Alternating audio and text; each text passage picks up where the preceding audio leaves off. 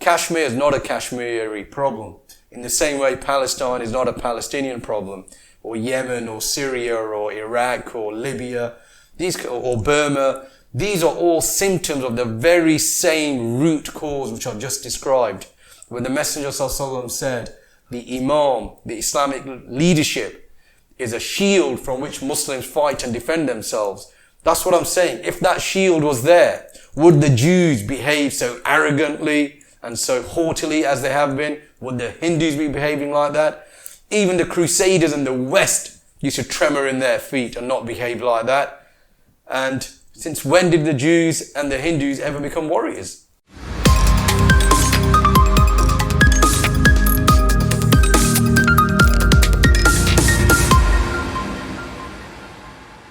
Bismillahir Rahmanir Rahim. Alhamdulillahi Rabbil Alameen. Wassalatu wassalamu ala Rasulillah sallallahu alayhi wasallam. Assalamu alaikum, listeners. Today we have another Talking Deen podcast for you. It's a bonus episode, so we don't have video on this one, but hopefully you'll understand why we have a really important topic to discuss. It's the topic of what is happening in Kashmir today and in the last couple of days. You've got myself, Brother Rash. I've got Imran, who's coming on the session for the first time. And I've got Brother Mazhar, who's been on the previous topic when we discussed the deal of the century. So today we want to go through what is currently happening in Kashmir, the abolishment of Article 370. This is part of the Indian Constitution, which is a key element which links Kashmir to India, but the abolishment of it allows India to basically usurp Kashmir and make it part of itself. Equally, we'll have a bit of a chat about Article 35A, which is within this, and this is what allows currently a level of autonomy to the Muslims in Kashmir or the occupants of Kashmir, so that other people outside cannot own land unless they are residents of Kashmir itself.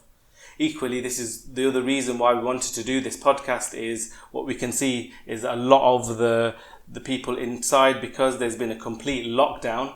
There's no internet, there's no phone lines, people cannot communicate out, so it's really important we are aware of what is going on.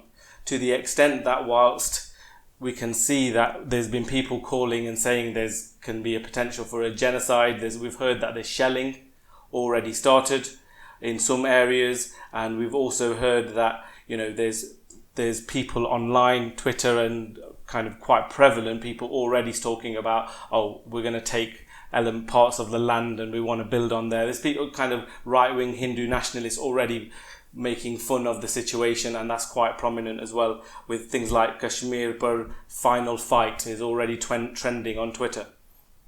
So I'm going to start off by let's give a bit of historical context. Let's have a chat about why this is occurring and kind of where this started, and I'll bring the brothers in to make some comments on that, please. Yeah, so the issue of Kashmir actually started in the historical context after the British withdrawal, having colonised India for over 100 years prior to that. We have to remember that India was a Muslim state run by the Mughals, in which everyone lived in security with peace and prosperity until the British came and caused the carnage which they did after the colonisation, in which they exploited, divided and destroyed the country. They created sectarian and religious violence. They unified the Hindus and the Sikhs to drive out the Muslims from the influential areas of Delhi and Bombay, which were the prime business areas controlled by Muslims, which then led to the events of the partition, creating East and West Pakistan in 1947. As for Kashmir, Mountbatten, who drew the boundaries for this state, they divided Kashmir in a way in which a larger part of it, the Jammu and Kashmir side of it, remained under Indian territory, and the governor at the time, Hari Singh, he was given the choice to choose where his province was going to go, if it was going to go with Pakistan or if it was going to go with India. and he chose India, naturally, which was a foregone conclusion. And then after that, as a means to solve the dispute, Kashmir was given a special status, which was manifest in this Article 370, which gave them some autonomy to make their own laws and to have some rules. They had no control of defence, they had no control of foreign affairs, they couldn't control communications. In many ways, it was a paralysed state under occupation whose actual defence and foreign policy was controlled by another state, similar to what they were envisaging in a two-state solution for a Palestinian state, which would be a lame duck state in effect. And that's there was also Article 35, which prevented non-Kashmiris from buying land and property within Kashmir. So this was designed to keep the demographic makeup and the ethnic makeup of Kashmir, which would prevent the Muslim population being displaced and replaced by a non-Muslim population. So we have to remember that there are loads of outstanding UN resolutions on Kashmir which give the Kashmiri people the right to a referendum to choose their fate. But we know UN resolutions are only enforced when they are in favour of the power that dominates the UN, i.e. the US. So all UN resolutions in relation to Palestine, in relation to Kashmir or any other issues which do not serve US foreign policy and which actually keep the Muslims in a certain predicament are never enforced. However, should this revocation be upheld by the Supreme Court, it would allow for a massive influx of non-Muslims to become residents of Kashmir, which means that any future execution of a referendum where the region would decide where it wants to go, its fate would be sealed, similar to the deal of the century, what the Americans and the Jews are planning in Palestine.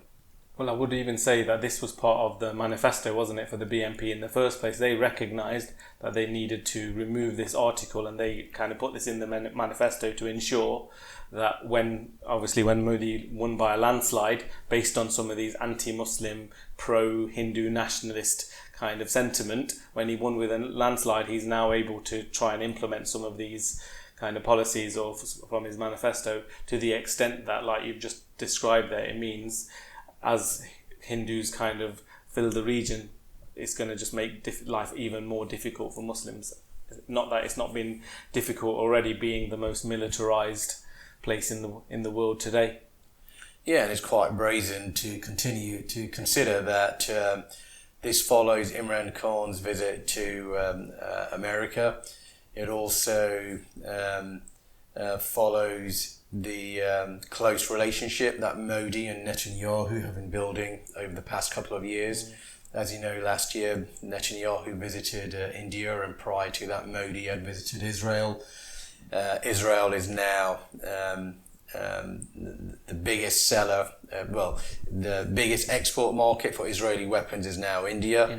India is now training Israeli troops in the Negev desert of how to suppress populations and uprisings and crowd control type tactics, which is not really crowd control, it's oppression and massacre, as we see in Gaza and in the West Bank. I think Imran as well, you had some thoughts on the whole, Imran Khan going to the White House and this happening so conveniently afterwards. Yeah, this talk of about the reason why Imran Khan went to visit US was because of the peace negotiations that are going on between Taliban and the US. And Pakistan is seen as one of the key states that has the influence over the Taliban. A bit of an arbitrator type. That's right, yeah. So in order for the US to have some sort of exit strategy or safe passage out of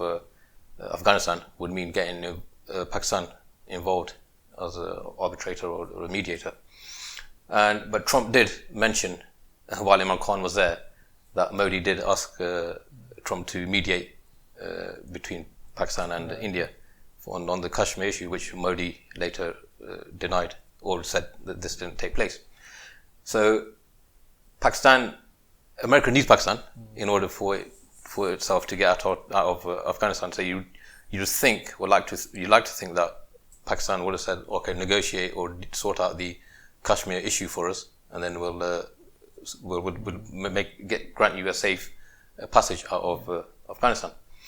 But the other interesting thing is that the response, or the lack of response from Pakistan in relation to India's actions in revoking Article 370 and the increase of troops in Kashmir. Something like 35,000 in addition to the 500,000 that are already there. Yeah.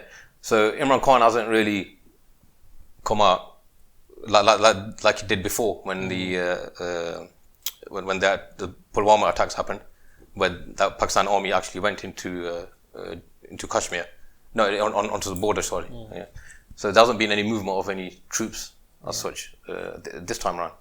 But he has asked organizations such as the OIC, the UN. He's spoken to Erdogan, Turkey, and his counterpart in Malaysia.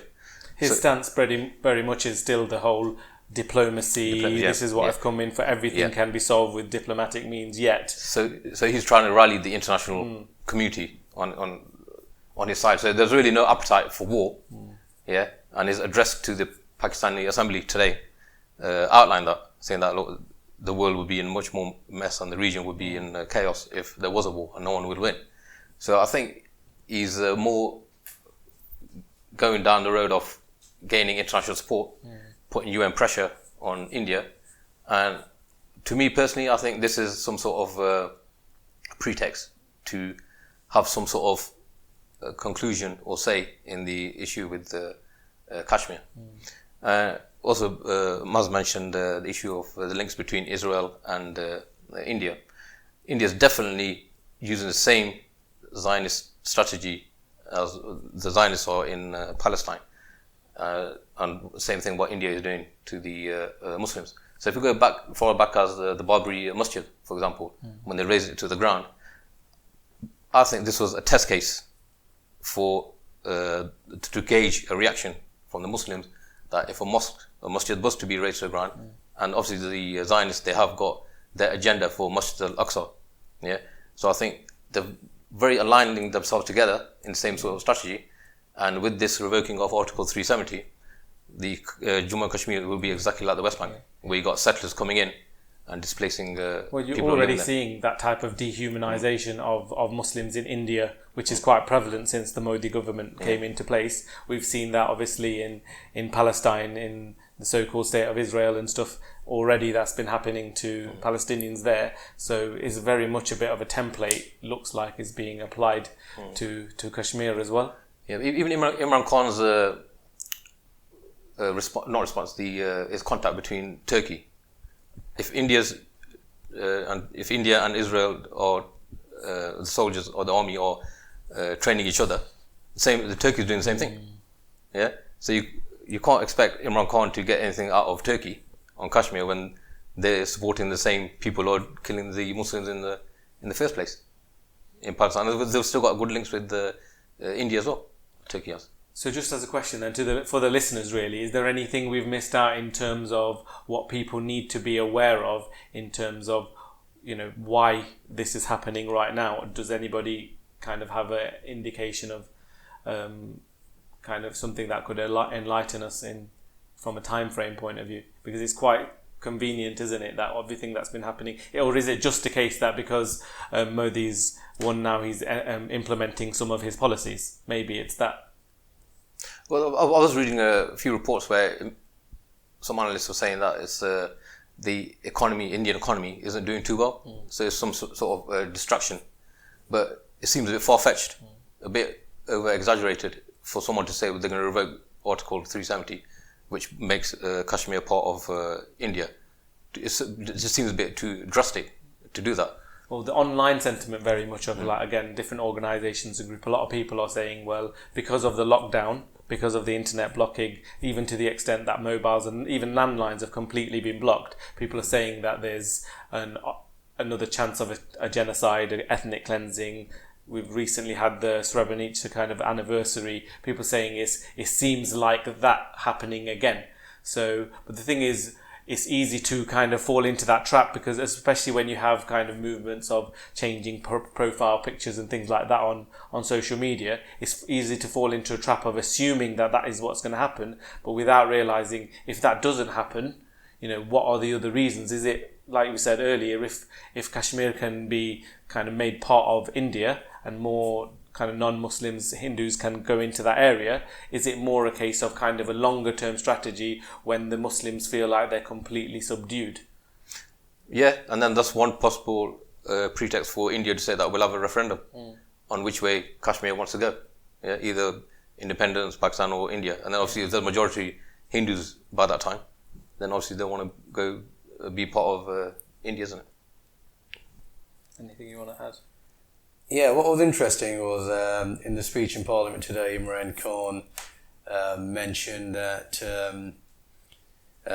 should India go ahead with implementing this revocation of this article, then it would lead to a lot more Pulwama type attacks, where in February Jaish-e-Mohammed group carried out an attack on a military bus, killing over 40 Indian soldiers. And in the speech in Parliament today, he was threatening India that there could be a lot more of these attacks, and then said, but then Pakistan would be getting the blame for it. And if Pakistan was to get the blame for it, and they were to launch an attack on Pakistan, then they would reciprocate, and then this would lead to a long drawn-out war, which was unwinnable by either side, and would have major consequences for the whole world. But he didn't rule out or warn India about carrying out any strike on Kashmir itself to consolidate its position or carry out any action in Kashmir. So considering that India has 700,000 troops stationed within Kashmir, there's been reinforced with up to 38 to 40,000 more recently in the past few days. So there was no mention of that either. So that could suggest that Pakistan is actually an accomplice to India, and there's maybe some kind of agreement that providing that India and Pakistan themselves are not involved in direct conflict, the issue of Kashmir might be on the table for resolution. Now, what that resolution involves, whether it's the original American plan, which was to have a plebiscite, a referendum, and to have an independent Kashmir as part of America's ongoing policy of fragmenting the Ummah into multiple states, plus for them, Kashmir being part of Pakistan does not fit the Greater Middle East Initiative and the ongoing Sykes-Picot 2 campaign. I suppose a lot of people just assume when they even look into Greater Middle East Initiative that it's more for the Middle East, but actually when it was mentioned, they highlighted that Pakistan was an area. Yeah, Greater Middle East goes all the way up to Pakistan. Yeah, included. So, and then the other prospect is that if there was going to be a prospect of a real war, as Imran Khan was mentioning in his speech today, then does that provide a pretext for UN, in inverted commas, peacekeepers to be stationed in Kashmir to keep the peace, which in effect then opens up a military base for America in Kashmir, right on the border of China, especially when the Pentagon issued a warning back in May, raising the alarm that China was looking to increase its overseas military bases in various countries, including Pakistan itself. So is America trying to get there first, especially bearing in mind that the trade route that China is constructing, the CPEC corridor, runs through northern Kashmir into Pakistan.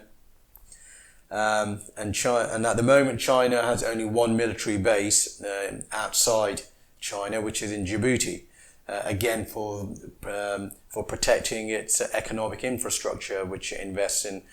So China has this ambitious one belt, one road global infrastructure program. So the old Silk Route running from China all the way through to Constantinople in Europe. So it has its global ambitions. But what that means is that China has to deploy its military in order to protect this infrastructure, this huge investment that it's carrying out. And these military bases, according to the Pentagon, could include locations such as the Middle East, Pakistan, and the Western Pacific. So I think we need to be looking at how does this action actually target China. And with the recent escalation in tensions between America and China on the economic front, and then with the rise in military spending of China, and then the report by the Pentagon only just in May that they were warning that China is looking to expand its military capability across its global infrastructure projects, then America has to react to that. So does this give America a pretext to interfere, to have a presence in the region? Would actually a wider conflict between Pakistan and India, does that impact China's economic projects, which actually run through Pakistan and that region towards the Middle East on the old Silk Route to begin with? I think one way to gauge that is also the response of the US, which has been quite mute. So which means that they're happy for this issue to continue as it is until there's a certain time when it does get involved, like you're saying, possible UN peacekeepers. But that will only happen when there's significant carnage and loss of life has occurred. That's when they're going. And obviously we know organisations like OSCE and UN in particular, they're the tools of the colonialists. So they only act in the interests of the colonialists themselves. I actually do think that's a really important one listeners need to take away, because even what's happening is a lot of the sentiment is, what is UN doing, Human Rights Watch, what are they doing, these kind of things, especially because there are prominent people speaking out against a potential genocide. But all of a sudden, if the Ummah is kind of expecting something from these organisations, they need to look into where these organisations came from. And equally, I think this China kind of angle is an interesting one, especially because as you mentioned right at the beginning, the division between Pakistan and India is left from British colonialist rule. And do they even want a solution to that region? Because they left it in that state knowing that that division would be beneficial for them in future. So why do they want a solution to this when they can continue to utilize it? Having said that, then the China example then probably plays into their favour there. And bear in mind that with the UN presence in the Golan Heights since 1967 has resulted in now Trump announcing that he recognises Golan to be part of Israel. So even though it was UN troops, UN in inverted commas, that were occupying the Golan Heights, and it was an occupation, because wherever there's a UN presence, in effect, it's a US occupation. What did this US occupation via the UN in the Golan Heights result in? In Trump's announcement that the Golan is being annexed and is being recognized as being part of Israel. So now if the UN was to have a presence in Kashmir, it's in effect the US. And the US can now dictate the policy of that region and determine its future 20 years from now, 30 years from now, depending on how it serves its objectives against China and trying to sabotage China's infrastructure projects. And that's why it's important to link even the events which are happening in Xinjiang against the Uyghur Muslims. So although the Muslims there are being oppressed, and they've been oppressed there for decades, not just in the past year like many Muslims would believe, but it's only gained prominence because of the US backed media and the US controlled media, which has made it prominent in order to rile up the ire of the Muslims at large in order to use that to sabotage China's projects in the Muslim world, and as a means to perhaps create an insurgency by which they could be funneling jihad, as they did before in Chechnya and as they did in Afghanistan in the 80s, against China because they have a track record and they know that Muslims are the best people to use and to exploit the spirit of jihad in open-ended, unending wars against their enemies, which was the Soviet Union in the past, and now potentially China as its a rising power. So if you then look at it within that context, and then look at the Kashmir issue, then you can see that any real conflict between Pakistan and India, or any pretext for involvement there, would have direct ramifications for China strategically, militarily, and economically. Yeah, that's interesting angle, because the Belt and Road Initiative is a mortal threat to the US, and we know that Pakistan has always had good links, economic links with China, who's investing heavily in infrastructure projects in Pakistan. So there's a possible struggle within Pakistan. Do we go with the US or do we stay with China? Because the Chinese plan will funnel trillions of dollars into state-of-the-art transportation projects that draw the continents closer together in a webbing of high-speed rail and energy pipelines, including Russia. So far-flung locations in Central Asia will be modernized while standards of living will steadily rise. By creating an integrated economic space in which low tariffs and the free flow of capital help to promote investment, the BRI initiative will produce the world's biggest free trade zone, a common market in which business is transacted in Chinese or EU currency. There will be no need to trade in US dollars. So the shift in currency will inevitably increase the flow of dollars back to the United States, increasing the already enormous $22 trillion national debt, while precipitating an excruciating period of adjustment. Wow. Yeah.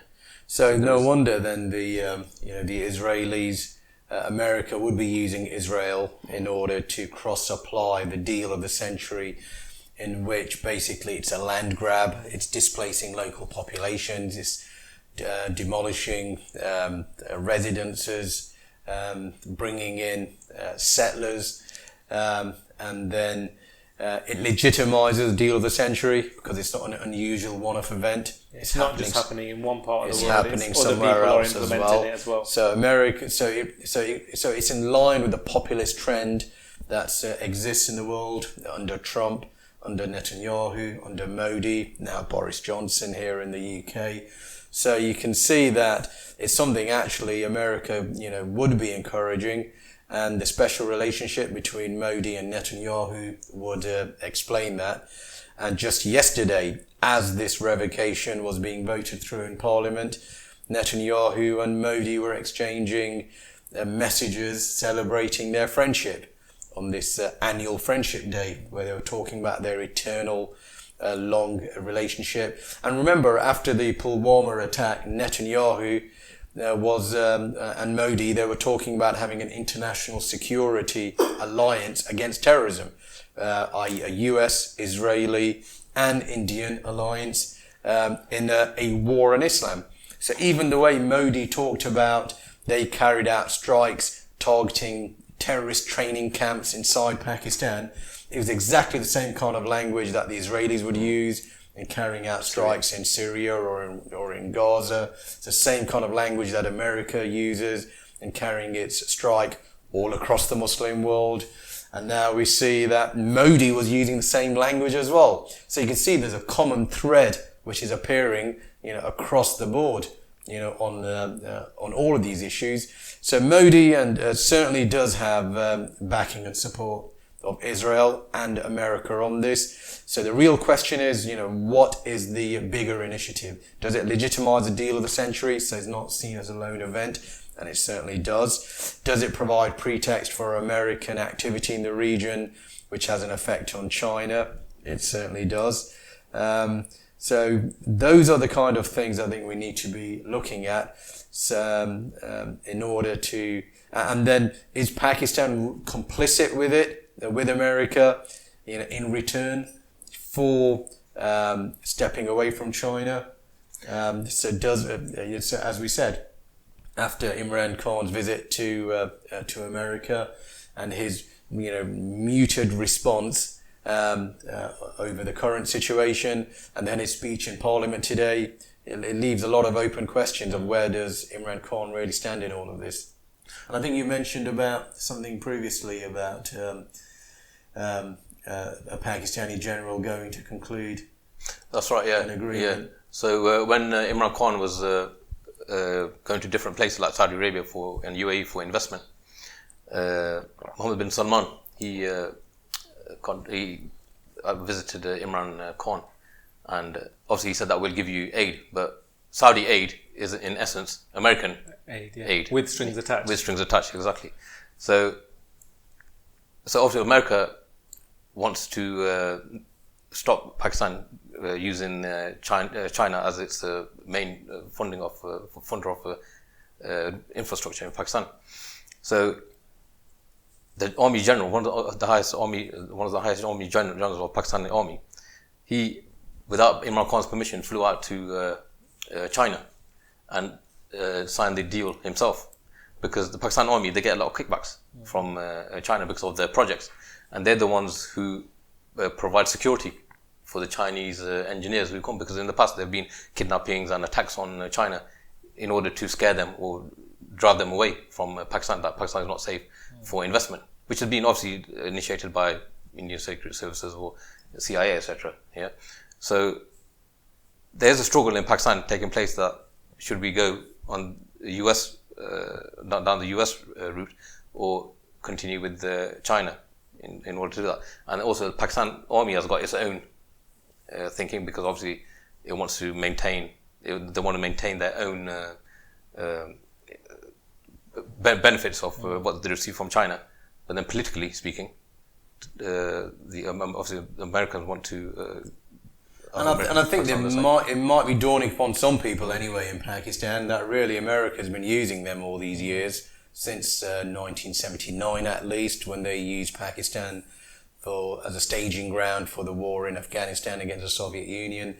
They've used Pakistan in Afghanistan again during the reign of Musharraf in the war against the Taliban.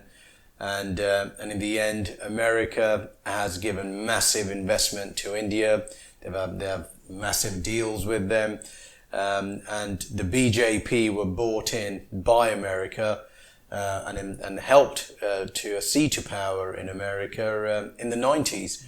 America weakened the Congress Party, which was influenced by the British historically. If you remember, in the 1990s, the BJP came in as a weak coalition partner government. And Vajpayee, or Vajpayee, as he was known in English, the BJP president at the time, he had a very small majority, and just prior to the 1999 Kargil war, he was on the verge of being outvoted. He only had a majority of 1 or 2, it was such a small majority, and the situation was dire. However, it was the episode of Kargil in which the Pakistani army, in a short period of time, dislodged the Indians from one of the most strategic parts in Kashmir, Kargil. Whoever controls Kargil controls Kashmir. Pakistan had it. But it was an American ploy by which to create a situation which was favourable for Vajpayee for winning the election, which was literally only a few days away, with a massive majority. After that time, Nawaz Sharif was blamed for the Kargil incident because he ordered the withdrawal of the Pakistani army and handed over Kargil. From that moment, Kashmir could have been under Pakistan control because they had taken Kargil. But Nawaz Sharif handed over control under instruction from the Americans back to India. BJP came back with a massive majority. Vajpayee came out as a hero who won. And after that, Vajpayee deregulated the Indian economy. He opened up the Indian economy to foreign investment. Microsoft, Hewlett-Packard, General Motors, all the big companies, American companies, and some German and Japanese companies start investing in India. So now the fact that you see Bangalore and other cities in India are massive technology centers influenced by America in every way. American culture, American ideology, American populism, economically by America. So there is a recognition that whenever Trump or an American president in the past has visited the region, India always gets preferential treatment. They always get big trade deals. So America really did, through the BJP, establish a massive presence in India and use India as a counterbalance to China, the emerging threat. So maybe there is a realization in Pakistan that Pakistan has been used and abused and just been treated and exploited like a truly trafficked prostitute, whereas India really gets all the rewards. Yeah. So that sentiment may be causing some people to reassess their relationship with America. And now that China has its own equivalent of a World Bank, a World Development Bank, financially, it's investing a lot of money in developing other countries' infrastructure. So it can be a weapon supplier. The fact that Turkey recently has been purchasing S-400 from Russia and not purchasing Western weapons, it kind of sets a precedent and could be emboldening in a way whereby some individuals are now turning away from America. Yeah, could be a possibility, but then I think with the victory of Imran Khan, I think that gave new hope to the people, was reset certain things. But I think the outcome of Kashmir now will actually determine where he stands, and that will expose Imran Khan in his. I think it's obvious where Imran Khan stands, and I think the elite in Pakistan and the deep state is still controlled by America thoroughly. But there will be individuals, within there, further down the chain, perhaps, who certainly do see what's going on, and the Imran Khan loyalists who actually believe that he is going to be. I don't know what they believe, because a lot of them don't think too much. But whatever they believe, they're going to be truly disappointed, and they'll be making excuses for him for a long time to come. But the bottom line is, the sad thing is that it's Muslims, it's Muslim blood that's been spilled at the end of the day for someone else's agenda object, like you mentioned in Afghanistan. It was the Muslims who lost their lives and gave their lives for someone else's agenda. Someone else's war. With the use, with the aid of the agents of America. Yeah, and I think sometimes this is what, it should be a message to Muslims really, is that they get played too easily, to the extent that we see this kind of nationalist movements across the globe that are kind of being beneficial for those nations, be it India, be it some of the right-wing parties and stuff in Europe. But actually all that leads to is more decadence and more kind of abuse of power. Whereas as Muslims, we should start to realise that we shouldn't fight nationalism with nationalism, which is what's happening sometimes, isn't it? Those people who are Imran Khan supporters, many of them very sincere, are thinking maybe this is our way of increasing kind of sentiment towards Islam, utilising Islam in the correct way. But all that's happening is you're battling nationalism with nationalism, and actually we have something greater than that. And hopefully you would like to think that these kind of episodes should make people realise that these rulers and these tools, whether there's, no one's talking about sincerity or anything here, but whether their positions, they are not either able to do anything because of the likes of the deep state and things like that, because of the types of systems that we have in place. But when are Muslims going to start to realise that this is not what our solutions can come from? But to be honest, Kashmir itself is not on anyone's radar to be resolved, because no one talks about it. There's no will or energy in people. No, not energy. There's no incentive or will, like I said, to carry out a peace in Kashmir. And the only state who can initiate a war and peace is a superpower, which is America. If America decides that there shouldn't be any peace, then there ain't going to be any peace. And it's in the interest of Israel. India is the largest buyer of weapons in Israel, so it's in the interest of Israel to maintain chaos and the conflict in the And we've region. seen that across the board, haven't we? Yeah. We've noticed that chaos has inevitably helped the kind of the economy from an American point of view in terms of weapons sales, but also in Israel. So to bring it back, kind of to bring the podcast to more of a bit of a conclusion, I think it would be useful to have a bit of a discussion about really where should Muslims be looking, what should they be doing? Because yes, we can change our profile pictures to red, like things like hashtags and things that are trending, and people are still talking about lobbying UN and stuff, but we've seen again and again that these type of things absolutely don't seem to have any kind of impact, and more importantly, they are not from Islam. So in terms of a solution, so what can we say to our listeners in terms of what they should be looking out for, what they should be doing, and just general kind of give people an indicator to what actions they can carry out, really?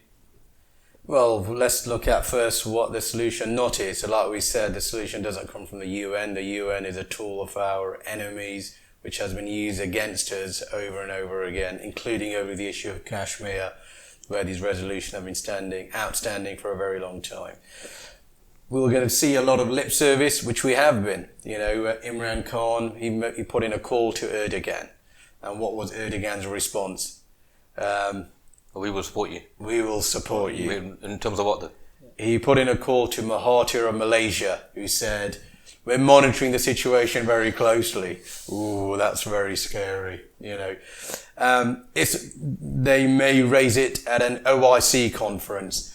Bear in mind, Palestine has been raging since 1947, and how many OIC conferences have these rulers and leaders paid lip service to the point where now that the majority of these Gulf rulers openly side with Israel against the Muslims in Palestine. If people are now getting, if Muslims haven't learnt by now from Palestine, and they are putting their hopes in this lip service again, then indeed we are in a very bad place. Muslims need to realise that the lip service of these rulers is nothing more than just lip service. And when they say they want to refer to the OIC, or when they're begging the great Shaitan himself to come and solve the problem for them, or going to the Shaitan's institutions such as the UN to solve the problem for them, then they have to realise and they have to know that that will not happen. They can judge that from the reality, where we've seen this over and over again, and we can see it from the verses of the Quran where Allah tells us that the disbelievers will never stop fighting us until we change our religion. So the people that Allah has informed you about and who have a track record of their oppression, tyranny and scheming against the Muslims over the past century, ever since the time of the Crusaders actually, until now, and to be putting in hopes in them is totally wrong. So the only reason why they're able to play these games and use our territory and use our people and our blood in these games is because of the fact they know the Muslims don't have a true international representative leadership, an Islamic leadership that would be their defender, that would actually take some real action. Do you think really Modi and the Hindus would dare to carry out such an action if they knew that the Muslims would respond like they did historically, where they didn't care about anything and they declared jihad, and the rulers in countries far away would tremor when they would hear that the Muslim army was coming? Muslims today would make excuses to say that they're allegedly ill-equipped, or they're not strong enough, or it'll cause too much damage or too much economic damage, and they're not. When Muslims had far less, but they were abiding by their religion, then the Muslims were never in this situation. And where we have now, have the numbers that we do, the populations that we do, the armed forces that we do, and knowing that Allah in the Quran, He says that Muslims, if there is 20 of us, will vanquish 200 of them. And in the worst case scenario, the ratio is 1 to 2. So Muslims always had Allah on their side. In many verses He said, if you support the cause of Allah, Allah will support you. He'll plant your feet firmly. Do we not believe in these verses anymore? When Allah tells you that we are equivalent twice in our power to them. And the angels they fight with Muslims. Don't we really believe in this anymore? And in fact, whenever Muslims have demonstrated, and whenever Muslims have fought sincerely on the ground, have Muslims not demonstrated the spirit of jihad even in recent times? So I mentioned Kargil earlier. 700,000 troops are stationed in Kashmir. Kargil is a very high strategic point. The Pakistani army, with the slogans of Takbir, the slogans of jihad and Shahada, they were able to take out the Indian army very easily and very quickly. The Indian army historically has been known to be one of the largest armies in the world, but very cowardly in all their historic performances, where the Muslims historically, even in the current times, have shown otherwise. So if Modi knew that Imran Khan or the Pakistani government wasn't an accomplice to this, or they were not going to get involved because they're locked down by America. If he knew there was an Islamic leadership which was going to unleash the armed forces of the surrounding countries, Indonesia, Malaysia, Bangladesh, Pakistan, Iran, would Modi have dared to have taken such a stance? All these Muslims were being slaughtered daily in India and made to sing the praises of some guy called Jai Shri Ram or whatever it is. Would that actually, be happening? And Muslims have to realize that that Kashmir, we can't detach it from the rest of the issues that we are facing in the rest of the Muslim world. Kashmir is not a Kashmiri problem. In the same way, Palestine is not a Palestinian problem, or Yemen, or Syria, or Iraq, or Libya, or Burma. These are all symptoms of the very same root cause which I've just described.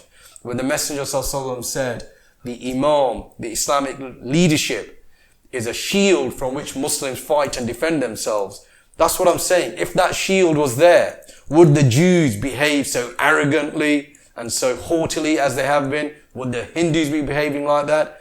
Even the Crusaders in the West used to tremor in their feet and not behave like that.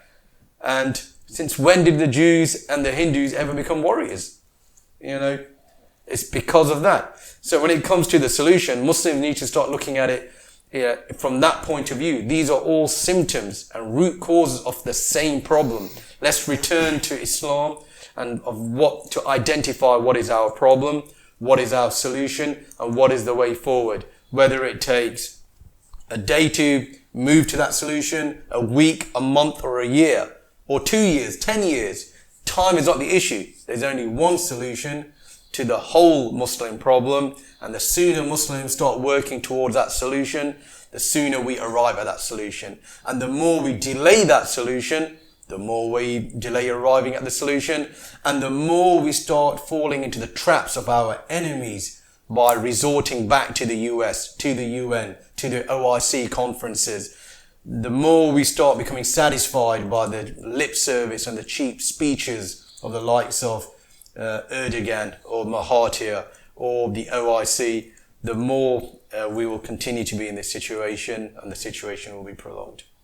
Yeah, but very true. The thing is, we face a situation where the Muslims are humiliated, wherever we look. And you've got the weakest of people throughout history who all of a sudden have got a voice and are using Muslims for their own objectives. So the humiliation occurs is when we move away from our deen, from Islam. Because we know the honor and the izzah is with Allah and His Messenger. When we move away from that, that's when we get the humiliation. I'll just give you an example of what I was reading early on today on one of the articles where it was mentioned about Twitter posts from Hindus in India, and they're singing songs and celebrating the revoking of Article 370, and they were singing songs that we're going to go to Kashmir to marry the women there. Yeah, can you believe it? Yeah, there's such humiliation and disgusting, behavior, and this is the result of the lack of the Islamic leadership, the authority. Muhammad Sallallahu said that one drop of Muslim blood is worth more than the Kaaba and the surroundings. He didn't say in a particular location. He just said one drop of Muslim blood anywhere. Yeah, it doesn't mean one drop of Muslim blood in Palestine, Kashmir, Afghanistan, Iraq is any different. It's all exactly the same. So it's not location bound. Muslim blood is very precious. And the likes of the heroes of Islam, like Muslim Billah, who sent an army, he was actually the head of the army to free a Muslim woman who was enslaved by someone in under the Roman Empire, and he went with his horse to liberate this Muslim woman. And now we have Hindus singing disgusting songs about Muslim women. When we what they have want to do 2 with them. billion Muslims We have 2 in the billion world. Muslims. Yeah. Yeah. So I think the main thing I would take from both of your points is that, to start with, we need to have that element of political awareness, because sometimes we look at every incident, like you've mentioned already, with a bit of a magnifying glass and just see, can we solve this problem, or what can we do? Or very sincerely, many people are saying, look, do dua for Kashmir, do dua for Kashmir. And no doubt, obviously we should be doing dua, that's one of our duties as a Muslim. But to do dua without any type of action, without understanding these are the political games that are being played with our land, with our people, with our armed forces and all of these things, and not being aware of who put these leaders in place and what roles they're playing, if we don't kind of look into these aspects, then we're going to continue to remain humiliated like this. So would you say that kind of the first thing is people should kind of raise that political awareness for themselves, look into kind of solutions, what from an Islamic point of view, what the solution is for this, and not feel helpless? Because a lot of what you see and read online sometimes is people default to the, oh, let's just wait for Imam Mahdi, or let's just, this is come upon us because we deserve it, things like this, rather than any kind of, well, maybe even if, like you said, the solution doesn't come immediately, maybe we need to take the step in the direction of the solution for it to come about. So as Muslims, really, we need to wake up and not feel helpless. We have Allah on our side, and those people who are having their blood spilt, they'll be recompensed for it in the afterlife, in the next life. But if we just sit here doing nothing, then I think we will be failing our test, whilst they will be recompensed for their difficulty. And I think that would partially be my message. Is there anything you brothers want to add in addition to that? No, you said it very, very well. And the thing I would add is that Allah doesn't change the situation of the people until they don't change what's within themselves. So in order for the Muslims to change the situation, they have to elevate their thinking. Yeah, just because what they see or read and take it on face value is not good enough. They have to do some more deep analysis, deep understanding, link the reality to Islam, get the solution from the Deen. And this is the only reason. This is the only way that the Muslims can actually salvage themselves and aid themselves. Because you get a lot of Pakistani nationalists, but again, that's not a solution. Yeah, it's like I was saying before. We just end up fighting nationalism with nationalism, exactly, as if that's going to achieve anything. Yeah. But the day we start referring to Allah as a messenger, that's when you see that the situation will change. Yeah, definitely. So I just want to thank you both for being available at quite short notice and for all the points you made. I think for our listeners, it's very important that they look wider and look at these as all being symptoms of a wider problem, as Brother Maz has put quite clearly and quite distinctly, is when we start to bring all of this together and look for a solution, I think as an ummah we will realise that we need to start looking back to Islam and more holistically and collectively. So again, thank you for kind of joining us on this session, and I hope to all our listeners that they've benefited from this session. Please can you share and like, and we've got this podcast available on all of the different platforms. And thank you again also for listening. Assalamu alaikum wa rahmatullahi wa barakatuh.